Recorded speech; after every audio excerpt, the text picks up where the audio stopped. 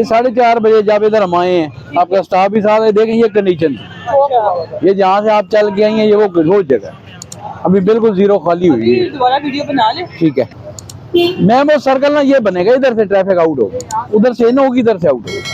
ये भी बंद रोड है, यहाँ से भी नहीं आ सकते। ये मैडम बस रिपेयर हो जाए।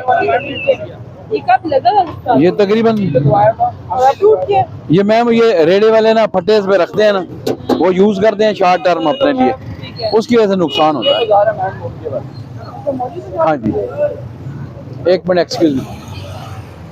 मैम